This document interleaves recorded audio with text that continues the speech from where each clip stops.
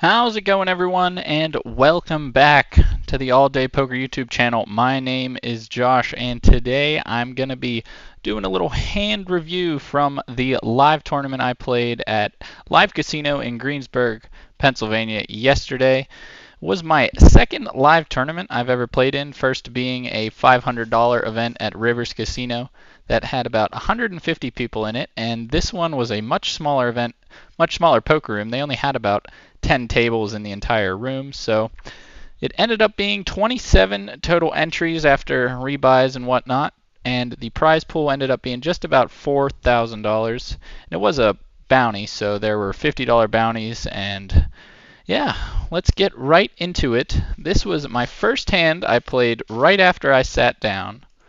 We had the old ace king suited. So literally I sit down and get dealt ace king suited.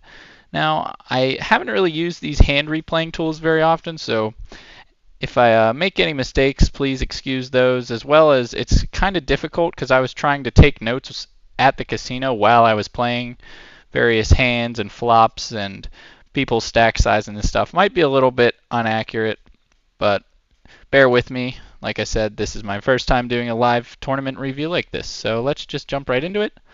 So as you can see, I'm sitting with ace king suited on the big blind. As we go around, we got Mr. Splashy here. Notice I gave everyone names to kind of keep track of everyone and make it easier to explain. We had his name is Splashy because he was putting money in almost every single pot, so that's why that's his nickname. He just limps in middle position, folds around to me. I raise it up to 800, 4x his sizing. It's a little small. I could go bigger, especially we're very deep when we got 25,000 and the blinds are only 100, 200 on this first level. But he elects to limp 3-bet to 1800, which is a little sus, and like I said, this is the first hand. I don't have any information on this player. So I just decided to make the call. I could go for a 4-bet here with the ace king, but like I said, not sure how these guys play. This could just be aces every time for certain people, and other people could certainly mix in some bluffs like this. So I just call, go to a flop of queen deuce 4, all spades, not ideal. I decide to check it over to him.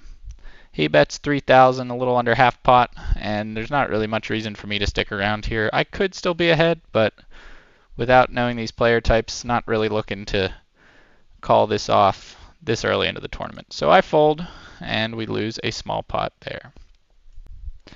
On to hand number 2. Now, I didn't take notes for every single hand I played. I tried to get all the big hands, obviously, as well as some of the ones that were pretty easy to take notes for, and this was certainly a very important hand. So let's jump right in. We got folds around to Mr. Splashy again, who puts in the limp, as he did quite frequently, and I started to catch on to this. So he just limps along, folds all the way to me in the button. I raise it up to 700, a little over 3x. Could probably go a little bigger here based on how he was playing at this point. Like I said, he's very splashy, hence his name.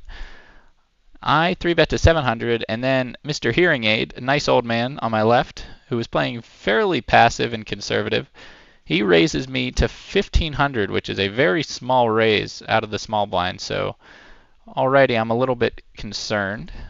The old guy next to him folds, Splashy makes the call, and I make the call as well.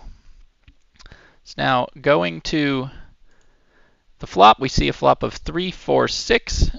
Both players check to me. I put out a bet of 3,000, about a half pot size. And Mr. Hearing Aid folds, and he told me later that he folded kings face up, or he didn't put him face up, but he said he folded kings, and I believe him, because there was a little issue pre-flop. I actually tried to put in a raise up to 5,000, but since I only threw in one chip, I forgot to say raise, and when you only throw one chip in, it's actually a call. So I think that probably piqued his interest a little bit. He was worried. He said, I thought he had aces. So kind of gives you an idea of this player type who's just going to fold pocket kings on a board like this to a half pot size bet. But moving on, after he folds, Mr. Splashy decides to go all in for 28,000. That's a rough estimate of what chips he has, but more or less he had me covered. So I'm either call and risk it all for my tournament life, or I fold. And you guessed it, I called, not folding the pocket queens here, although I probably should. And he flips over the pocket threes, and the run out does not. What is going on here? Sorry, I keep scrolling down for some reason. The run out does not look good when he flips over the set. I think I just need to let this one go. No one's going to jam all their stack in with any hand that I'm beating. You think pocket jacks would do this? Pocket tens? He's just going to have a set or a straight here with like some random 5-7 or deuce 5 somehow. So unfortunately, about 20 minutes in, I'm down 200 and I am back to the cage to rebuy. All right, so we are fresh off the rebuy. This is probably my first or second hand back after putting another 200 in to buy back into this tournament. I got the pocket fours in middle position. Folds to the guy in front of me who makes it 600. 3x raise, pretty standard. I call. When you're playing this deep, it certainly makes sense to call here with pocket fours and try to hit a set. Folds around to Mr. Splashy, who decides to put in a min raise to 1200. Another interesting play, betting that small. Guy pre-flop raiser calls, and now I'm getting a great price to try to mine a set and hit a 4. And I make the call as well, heading to a flop of 4, 7, and 9. Lovely flop for us here with bottom set. So Mr. Splashy leads out for 700, which is a really small sizing, about a 9th, 10th size, which is extremely small. Headphones next to me makes the call, and I bump it up to 2300. Once again here, I could probably go a little bigger with two players that already expressed interest in this pot. Mr. Splashy calls, and Headphones decides to let his cards go. Turn is the ace of spades, which is a pretty good card for us because there's a chance he could be bluffing with a lot of ace kings hands on this flop. Ace queen could still think they're ahead. So he once again fires for 2,500, and I decide to put him all in. I jam 21,000 into a pot of 13-4. Now this play is a little bit questionable because obviously I'm going for an overbet. I'm thinking maybe he's just got ace king, ace queen that he's going to call here with, but it's certainly ambitious to think that he would call with a one pair hand, and he does end up folding, and he shows ace jack, which is really unfortunate because if I either just call, I literally don't have a single card to be worried about. He's drawing dead because an ace would give me a full house, and a jack, my trips would still beat his two pair. So he folds and I lose some value. If I go for a small raise, maybe 7,500, I think he calls. Or if I just call, I think he's going to bet again on the river, and then I could put in a check raise. So a little bit of misvalue there, but we still win a nice $34,000 pot, or 34,000 chip pot, and we get a nice little boost right after coming back from the rebuy cage. On to hand number 4. We got ace of clubs, queen of diamonds in the small blind. The under the gun player just puts in a limp, Mr. Old Guy here. Folds around to Grumpy. This guy's name is Grumpy because he was complaining the whole time about how, oh, his cards are so bad, he's not flopping well, everyone else is doing so good. So that's his nickname for the rest of this hand review. He makes it 1,200, and in the small blind, I bump this one up to 5,200 being out of position. I really like this sizing in this play. The big blind and the original under the gun limper both fold. Gets back to Mr. Grumpy, who decides to go all in for his remaining 10,000 or so, and I have him covered. So I make the call, getting priced in, and we're up against pocket nines. We need to win this flip, and if this thing would stop scrolling down, you can see I hit an ace on the flop and ended up making a flush on the river, and we get a nice little bounty there. So as I said, this is a $50 bounty tournament, so I'd win 50 bucks right there and send Grumpy back to the rebuy cage, which is always nice when there's someone kind of being miserable at the table. You always nice winning hands against those guys. So this was a nice one. Bump up my stack to probably about 50,000 or so at this point. On to hand number 5. We got ace king suited again, and this was all in probably the first hour. So we were running pretty well with our strong hands pre-flop in the early stages of this tournament, which is always nice. It folds around to me in the cutoff. I raise it up to 1200, 2x the big blind. I could go a little bigger here, but it's not that big of a deal. The button calls, small blind calls, and the big blind folds, and we see a flop of ace 6-4, rainbow. And with the top pair here, I decide to get a little tricky and check this one to the button, who decides to bet 2,000. Old guy to his left decides to fold, and I make the call. On to the turn, which is the 9 of spades. I elect to check again, trying to induce a bet out of this man, and he decides to check it back. River is the 8 of clubs, and now I try to go for some thin value, bet 3K, and he decides to fold. So we pick up a nice little small pot there, and we are on to the next one. On to hand number 6. As you can see, we got the lovely pocket aces, and it folds around to me. I make it 1200, 2x big blind. Perfectly standard. The button calls, and I get raised by Mr. Splashy up to 4500, which is always a dream spot. Now here, I elected to just call. I could put in a 4-bet with my pocket aces, but he's been playing pretty aggressive, and I wanted to keep him in there with all his bluffs and whatnot. So I just decided to make the call, and then the button player comes along as well. We get to a flop of 4-6-9 with 2 spades, so it's a pretty safe flop for us. Splashy leads for 2,000, which is once again a really small bet. I decide to raise it up to 6,000, and then Mr. Kevin goes all in. His name's Kevin because he didn't really have any characteristics that stood out, and I don't know his name, so he's just Kevin. He goes all in for about 10,000 or so. Splashy gets out of the way, and I'm calling at this point with my aces. He's got the flush draw with the king, queen of spades, and he gets there on the river, hits that spade, and wins a big pot from us. So that one took us down about 15,000, 20,000. So right now we're sitting on about 35,000 or so in stack, but moving on to the next one. Now in this hand we got pocket sevens under the gun. We raise it up 2x big blind.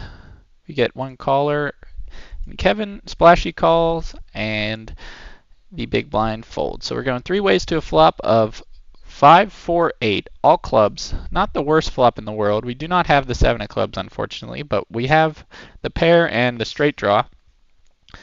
I check, Kevin checks, and Splashy bets 2,000, and this is a pretty small bet, and he's been pretty aggressive, or not really aggressive because he's been betting small, but he's been putting a lot of money in, so I can't fold just yet. I call.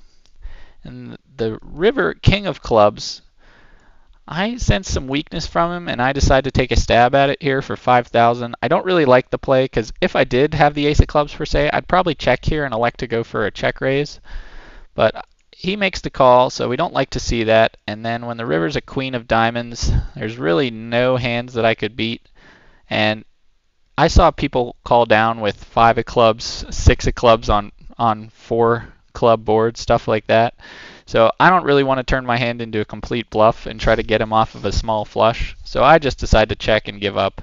I check, he bets 10,000, and I let this one go. So losing a small one there, kind of a stupid play on the river, or on the turn, to take a stab at it for 5,000 if I'm not going to follow up on the river with another bet. So that one's a little bit unfortunate, but such is life sometimes.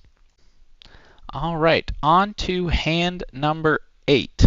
We got the pocket queens in early position.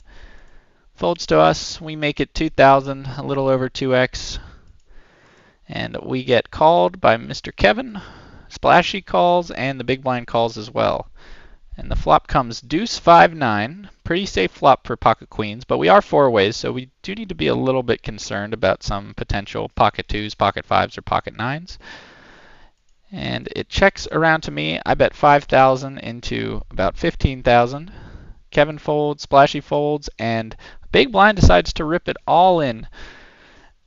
And I'm pretty priced in at this point, so I call and he flips over pocket eights, which we love to see, and we do hold and get a nice full double up, which puts us up to about 65,000 in chips. So really nice, interesting play here by Doc, shoving the eights. I think he thought I was bluffing with something like ace king or ace queen, but obviously we had the overpair and we were able to take this one down. All right, we got another big hand here following up the pocket queens. We got ace king suited. Mr. Grumpy makes it 1200 under the gun. I'm looking at ace king. I raise him up to 3000. Once again here I could probably go a little bit bigger since there's so many people behind. But ace king suited is a pretty strong hand. Folds around to Kevin, who decides to go all in for about 14,000 in chips. I am all right to see this because at this stages for this amount I'm certainly going to be calling. Folds back to Grumpy, who decides to just make the flat call, and me and Grumpy both have Kevin covered by a significant margin. We're probably both sitting up around 30,000 to 40,000 in stack, where Kevin's only got about 10. So when he just flat calls that, he's still got about 20,000 behind, and I decide to just rip it all in for my 45,000 or so to put Grumpy all in as well. He's got no choice but to call at this point, and they flip over sixes and nines, and let's scroll back up and we can see this run out a little bit favorable for ace king. We make a full house, and this is great because we get two bounties. So we knocked out two people in one hand. We get another $100 in bounties, as well as a huge jump into our chip stack, putting us up right around the 100,000 mark pretty early into the tournament. And at this stage, I got about 1/6 of the total chips in play. I'm the chip leader, and we are in great shape. All right, shortly after the ace-king hand where we get the two bounties and a nice double, a couple players have been eliminated, so we're down to playing six-handed. And I got pocket nines, and it folds around to me, and I raise it up to 3,300, a little bit over 2.5x. Folds to the big blind, who makes the call. Flop comes 9-7-9, so not the worst flop for pocket nines, just flopping quads. To try to induce a bet out of him or help him get there with some straight draws like 8-10 or 6-8, maybe he's got a 7. I check to let him catch up, but unfortunately he checks it back. To a turn of the 10 of hearts, so now there are certainly some more straight draws and other hands that could call a bet, and I need to try to start building up this pot with my quads. I decide to go for a small bet after he checks to 2,000, and unfortunately he folds. So no action here, but obviously flopping quads is always a fun time. All right, next up we got a very interesting hand with ace of clubs, queen of diamonds in the big blind. Folds around to Beard, who was a gentleman from the other table who got moved over to our table when we had some people get eliminated. They always try to keep the tables even so it's fair, so you're paying the blinds the same amount as the other table. So he raises it up 3x to 3,600. Glasses calls, folds around to me. I decide to raise it up to 16,000. This is a pretty large raise, but considering I'm out of position and there's already a lot of money in the middle, I'm perfectly fine with this play, especially me being the big stack. I want to play aggressive. Beard decides to just make the call for 12,000, and Glasses goes all in for his remaining 7 or 6,000. So he's got a lot less, and he's already all in. So we're headed to a flop of 8-5 deuce with two clubs. So this is pretty important where I have the ace of clubs, so I'm blocking a lot of nut flush draws that they could have. So I decide to take a stab at it, and I put Beard all in for 35,000. I don't think he's going to connect very well with this board when he just opens and then flat calls a 3-bet. I think he's going to have a lot of weaker aces, ace jack suited, ace 10 suited, maybe some hands like pocket 7s, pocket 9s. So I put him all in, and he folds ace king face up. And hold on, let's scroll back up. He folds ace king face up, and I show the ace queen, and that got him a little bit frustrated. And the guy who was all in had king deuce suited, so he was ahead, but we ended up making the flush on the river. But it was nice to get ace king to fold out there. He made a comment something like, well, I had to call to see the flop. Ace king's not that good. And that kind of shows you what the player base was like at this tournament. Ace king is a very good hand in tournaments, especially. And when I put out that raise to 16,000, he just has to go all in there. There's no other play you can make with ace king. There's no way you can call just to see if you hit an ace or a king, because you're just losing so much equity when you do that. So if he goes all in, I'm priced in at that point where I need to call, and I would have ended up winning, but I would have got it in way behind against him. So it's just a perfect example of what it is like playing against weaker players. This is a pretty standard example. But yeah, it's an easy shove for most players would know to jam the ace king there, and he just decides to call, and then we bluff him off his ace king on the flop, which was very nice. And then sucking out on the river to beat the king deuce to win the entire pot.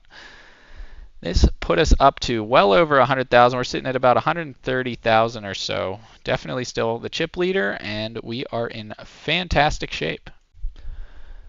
Next hand, we got ace of diamonds, nine of hearts in early position. We decide to raise this one up. This could be a little bit loose. Ace nine is not that good of a hand, but we're down to six-handed or seven-handed, and I am the chip leader, so I want to be playing aggressive. Guy immediately to my left makes the call. Folds around to dock. Oh wait, no, never mind. This is a different hand. Apologies. And we head to a flop of 9-7-9, which is nice, obviously, flopping trips. We put out a small bet, and both players fold, unfortunately. So we take down a small one there. As my cat, Kiki, says hello. Next hand, we got 6-3 offsuit in the small blind. And right away, you might be wondering, why the hell are you playing 6-3 offsuit? Well, it's because it folds around to me in the small blind, and I'm getting such a good price, you just need to at least call here. Then I can always fold to a raise, but he decides to check. And we see a flop of 6-3-3, which, for those of you who don't understand poker, you still probably know that that's a pretty good flop, flopping a full house. I decide to check to him with my full house, because obviously I'm going to be way ahead of any holding he's going to have, except I guess he could have pocket sixes, but unlikely. He decides to bet 2,000, which is lovely, because I think I have this board pretty locked up with a full house, and I just make the call. I want to keep him in there with any of his bluffs that he could have. Hands like 4-5, I don't want to raise and get him off there, because if he does make the straight, we would get a fantastic payday there. So going to a turn, we see the ace of hearts, which is a pretty good card. If he has an ace, he's going to be a lot more willing to put in money. I check to him once again, and he fires again, this time for 5,000. And I decide to once again just make the call. I don't want to raise and scare him off of any weaker hands. And we head to a turn of the eight of diamonds. Now at this point, I'm thinking he's probably going to check back a lot of rivers, because what hand is he going to want to bet for value here? I guess an ace, but I think if he has an ace, he's going to call my bet anyways. So I don't want to risk it checking back. I go for a bet of 15,000, a little bit more than half pot. I could probably go a little smaller, but hindsight's always 20/20, and he folds, later telling me he had a 6. I'm not sure what the other card was, but we still win a pretty solid amount there for him just having a 6. Always nice flopping a full house. On to the next one. At this point, we're still the chip leader. Got about 140, 130,000 in stack. And we got the ace-9 offsuit in early position. We raise it up 3x the big blind, 3,600. Folds around to Doc, who raises to 8,800, a really small bet considering he's in the small blind. So I am certainly priced in to call for that amount to play a pot in position. Flop comes ace-5-5, which is pretty good. We could be up against some stronger aces, ace-king, ace-queen, ace-jack, ace-10, whatnot. But he checks it to me, so I'm thinking I'm ahead. But on this pretty dry board, I don't want to scare off his hands and try to, get some value on later streets. So I decide to check this one back. And then on the turn, 8 of clubs, not really much going on here. Doesn't change too much. I guess some hands like 6-7 could turn an open-ended straight draw, but he decides to lead for 3,000. And at this point, I'm still thinking I have the best hand, but there's not really much merit to raising. What hands are going to call me if I raise? Maybe ace-7, ace-6, a pair of eights, but unlikely. So I decide to just make the call. We go to a river, which is the Jack of Hearts. Another fairly inconsequential card. No straights or flushes on this board. So I'm thinking I'm still good, but he fires for 15,000, a pretty big bet. Now I have a pretty tough spot, and I ended up making the call, and he shows the bad news with the pocket aces. He flopped the full house. A lot of full houses on this table. It was pretty crazy. Even the dealer was like, most tournaments aren't this exciting. So it was a lot of fun. Unfortunately, this one goes in the wrong direction, puts us down to about 95,000 in stack after losing this big pot, but we're still doing fine, doing well, and we will go on to the next one. With this next hand, we got pocket aces once again in the big blind. Folds around to Mr. Splashy, who makes it 3,600. Once again, we're playing six-handed because some people were eliminated. Doc folds, headphones, makes the call, and I have a pretty standard 3-bet here. I raise it up to 9,000, and both players make the call. So we're happy to get a lot of action pre-flop in this tournament. Most of the time in online tournaments and other tournaments with better fields, most of the pots are going to be heads up, which means just one going against one other player. But we got two guys in this pot, and we go to a flop of 9-4 deuce. Another pretty dry board, safe for aces. Checks to me, I put out a small bet of 3,500, and both players fold, unfortunately. So no more action on the aces, but we still win a pretty solid one with our 3-bet getting called in two spots. So after losing the ace-9 hand, this one puts us back up to about 115, 120K. So we are looking good once again. All right, as you can see, we are down to 5 people on this table. So right now we got 5 on our table, and I think there were 5 or 6 on the other table. So we're close to the final. Once it gets down to 9 people, we all go to the final table. I got the King-9 of diamonds, still sitting there about 125,000 or so. Folds to me, I make it 3,600 over the 2,000 big blind. A little small, I could go bigger here, but Hearing Aid decides to call, and Splashy makes the call as well on the button, or on the big blind.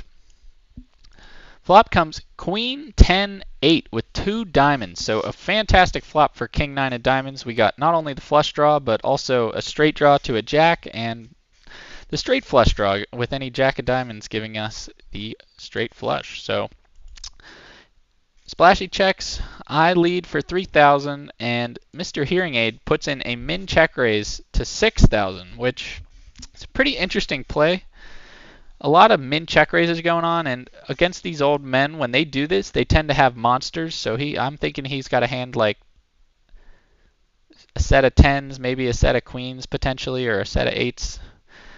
But Splashy gets out the way. I just make the call, trying to realize my equity. Looking back on it, I think this is a pretty easy all-in here, or at least another re-raise, because I just have so much equity. Even if he's got a hand like pocket 10s or pocket 8s, any diamond would give me a winner, jack would give me a winner, or the jack of diamonds would definitely give me the winner. So got a ton of equity here. I could go for a re-raise, but I elect to just make the call. And we see the 5 of diamonds on the turn, which is a great card for us, giving us our flush. And here I decide to check, which once again, questionable decision, especially when he checks it back. Always hate to see that. So he gets to see a free river card. That's one of the big perks of being in position, is you can check back and see a card. So if I bet here, I think he's going to have to call with, especially once you know his hand, which we will see in a little bit. But the turn is the 3 of diamonds. So the 4th diamond gets in there. We still got the king of diamonds, so we're only losing to the ace of diamonds at this point. And I lead for 10,000, and he decides to make it 20. So at this point, I pretty much just know I'm beat. Like, what hand is going to be min raising me on the river? The queen of diamonds is on the board, so the only hand that might do this that I'm beating is the jack of diamonds, but I put out a pretty big bet on the river, and I think a jack of diamonds would just call there 100% of the time. Especially this being an old man, they don't like to bluff very much. So I decide to let my king of diamonds flush go and fold, and he shows me the ace of diamonds, 10 of clubs. So made a pair of tens on the flop, put in a weird raise to 6,000. That got me a little confused. And I end up losing this one when I was way ahead on the flop, turn, and unfortunately not the river. So checking the turn really hurt me here because I let him see the river for free. Where if I bet, he's going to have to call, and that would have been a nice hand to pick up there. So we lose this one unfortunately, but still made a good fold on the river to save ourselves a little bit of profit. Okay, so after that king of diamonds, nine of diamonds hand, we were playing down to five-handed, and hands were going really fast, so it was getting a lot harder to take notes and try to keep track of the hands I was playing because they were going in such rapid succession, as well as I was not getting that many hands compared to what I was at the beginning. So I was doing a lot of folding, so I didn't really have notes on any of the other hands I played, but there was nothing that big. It was all a bunch of small pots, a lot of all-ins and people folded, stuff like that. So nothing too interesting, but we made it to the final table with a pretty big stack. We were probably second or third when we got to the final table, and we were just completely card dead. We just folded and folded and folded until there was about 5 people left. We had to start jamming a lot of our hands. Didn't get called in any spots until we had ace jack offsuit. We're down to 4 people. We are in the money at this point. 4 places got paid. So I got $336 locked up for 4th, as well as my 200 in bounties. I got ace jack sitting on about 12 big blinds at this point because I got 54-inch stack and the blinds are up to 3,000, 6,000 at this point. They started going up really quick because the tournament was lasting for a while. So the blinds moving up that fast really kind of speeds up the tournament. So it folds to me in the button. Easy all in here. I jam. Doc decides to call as well. And then the big blind makes the call also. So never good to see that when you're all in to have 2 callers, but we go to a flop of 9-7-4, and at this point I still don't know what they have because they're both still in the hand and they have chips behind, but I'm all in. Doc checks. This dude rips his remaining stack in, and Doc decides to fold, and we see he has pocket eights, and the run out does not give us an ace or a jack, unfortunately. And the pocket eights hold up against our ace jack, and we bust out in 4th. So unfortunate ending. We got our money in, needed to win a flip. We couldn't.